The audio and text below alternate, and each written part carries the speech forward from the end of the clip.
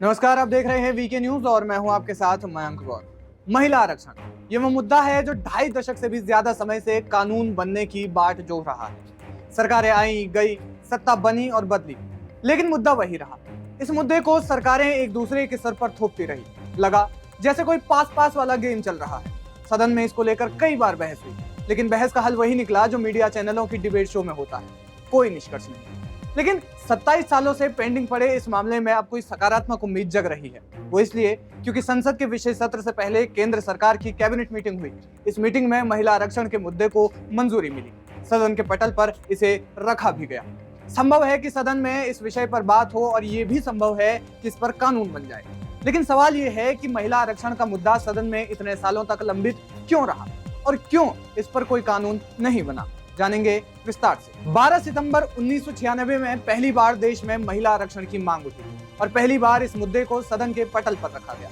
उस वक्त देश में यूनाइटेड फ्रंट की सरकार थी। तत्कालीन प्रधानमंत्री एच.डी. देवगौड़ा की सरकार ने 81वें संविधान संशोधन में इस बिल को पेश किया, लेकिन सरकार के ही कई नेता इसके पक्ष में नहीं थे। विरोध हुआ और विधेयक पास नहीं किया जा सका। इसके बाद अगले साल ही एक और मौका आया, सदन में फिर से बिल को रखा गया, लेकिन इस बार कुछ ऐसा हुआ जिसकी किसी ने कल्पना भी नहीं की थी।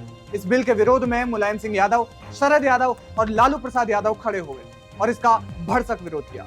शरद यादव ने तो इस बिल के विरोध में यहाँ तक कह दिया कि आपको क्या लगता है छोटे बाल वाली महिलाएं हमारी महिलाओं के बारे में बोल पाएंगी। जोरदार हंगामे के चलते ये बिल नहीं पास हो सका। इसके बाद फिर अगले साल यानी साल 1998 में एक और मौका आया। इस बार जब सदन में ये बिल पेश किया गया तो सदन में ऐसी शर्मनाक हरकत हुई जो देश की संसद के इतिहास में एक धब्बे की तरह लग गई। हुआ यूं कि आरजेडी से सांसद सुरेंद्र यादव ने तत्कालीन गृह मंत्री लाल कृष्ण आडवाणी के हाथ से इस बिल की कॉपी को लेकर इस बिल को फाड़ दिया। और फाड़ा भी क्यों? क्योंकि उन्होंने ये कहा कि बाबा साहब अम्बेडकर मेरे सपने में आए थे और उन्होंने ऐसा करने को कहा। इससे पता चलता है कि हम किन लोगों को अपने ऊपर राज करने की शक्ति देते हैं। ये लोकसभा के इतिहास में काली स्मृति के रूप में दर्ज हो गई। इस कृत्य का उन्हें दंड भी मिला। दंड ये कि सुरेंद्र यादव दोबारा कभी सांसद नहीं बन पाए।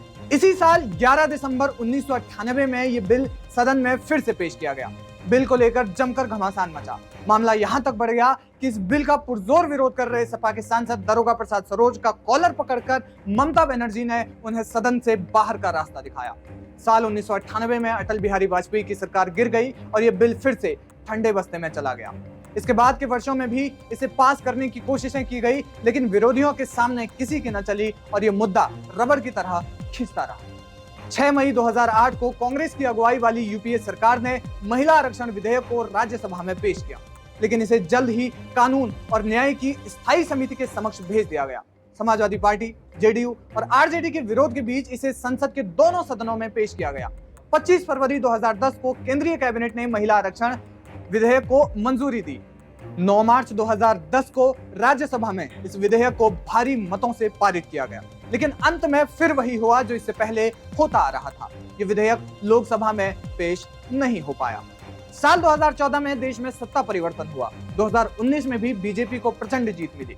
बीजेपी ने दोनों चुनावों के दौरान अपने चुनावी घोषणा पत्र में इसे प्रमुखता से रखा। अब इस मुद्दे पर बहस चल रही है और कयास लगाए जा रहे हैं कि संभवतः ये बिल पास हो जाएगा। सालों से महिलाओं ने देश के कई स्थानों पर सड़कों में उतरकर महिला आरक्षण की मांग की और रैलियां निकाली, लेकिन तब भी इस दिशा में कोई काम नहीं हो सका और अब एक उम्मीद जग रही है। इस खबर पर क्या है आपकी राय, हमें कमेंट बॉक्स में जरूर बताएं। वीके न्यूज, राष्ट्र के नाम।